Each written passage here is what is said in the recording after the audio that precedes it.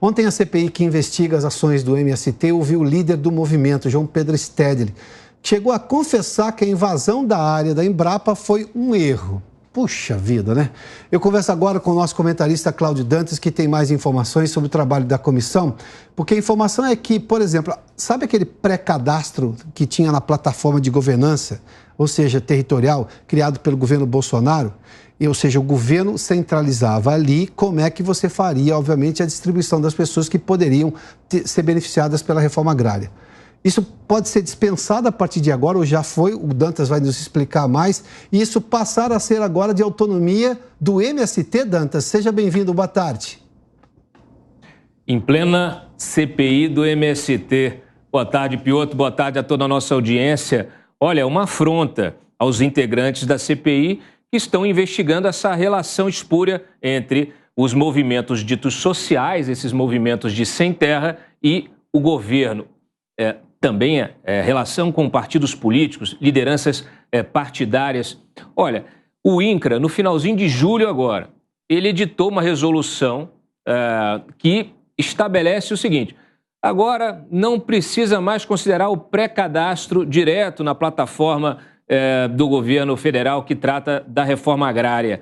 Basta que os agricultores, os sem terra, eles procurem movimentos sociais, outras instituições, como eles dizem na resolução, e essas instituições, elas então repassem as listas de possíveis beneficiários da reforma agrária. Isso devolve ao MST, à Frente Nacional de Luta, Cidade Campo, do Stedley, a todas essas organizações de sem terra, devolve o protagonismo, né, o protagonismo deles nessa relação aí, nessa política de reforma agrária do país, porque a partir desta resolução eles podem voltar com as chamadas listas fechadas, listas de beneficiários, daqueles militantes, daqueles que cumprem a cartilha, né, a cartilha desses movimentos que fazem campanha para políticos do PT, do PSOL e de outros partidos de esquerda, que apoiam movimentos, que fazem invasões, Piotr.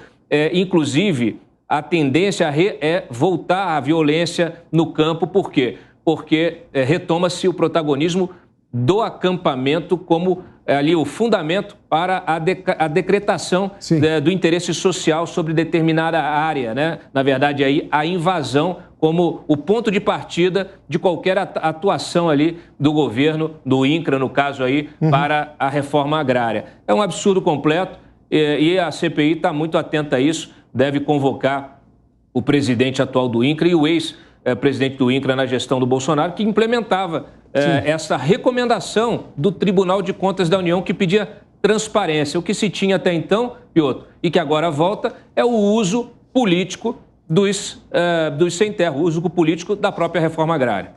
Dantas, vamos frisar essa questão, porque isso é extremamente perigoso, é antirrepublicano, aliás, é anti-interesse público, público de todos, né? Não só, digamos, de todos aqueles asseclas do movimento.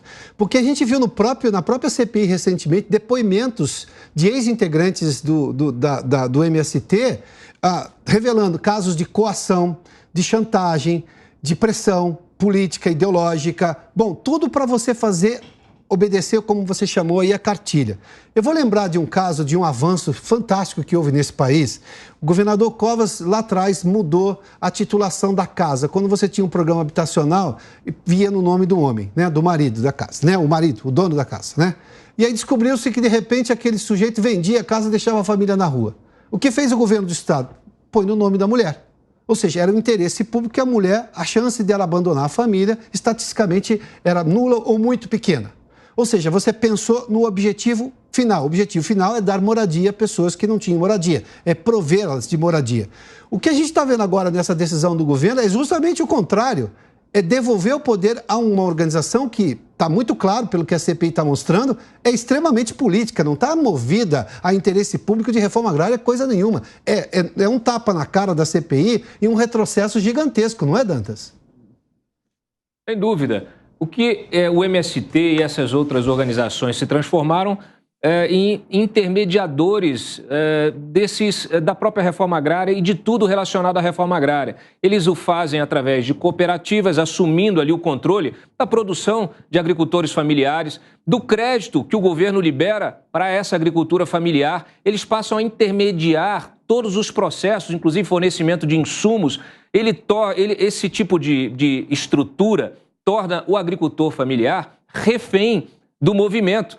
Você citou aí muito bem, nós tivemos aí recentemente na CPI depoimento de ex-assentados, a Vanusa, por exemplo, que esteve lá, ela disse claramente que ela era praticamente sequestrada ali pelo movimento. E quando ela decidiu sair do movimento, ela foi expulsa e teve a casa dela no assentamento destruída pelo próprio MST, segundo declarações dela, a CPI Piotr. Então, realmente muito grave essa situação e, de fato, uma afronta, um tapa na cara da cúpula da CPI. Dantas, muito obrigado. Bem lembrado o depoimento da Vanusa ali, né? Uma brasileira de verdade, com extrema coragem, deu um depoimento com aquele peso, dizendo exatamente qual era a situação. Agora vem o governo, vai contra uma brasileira de verdade nessa decisão que o Dantas explicou exatamente como pretende funcionar a partir de agora. O interesse público está sendo levado em conta, tudo leva a crer que não.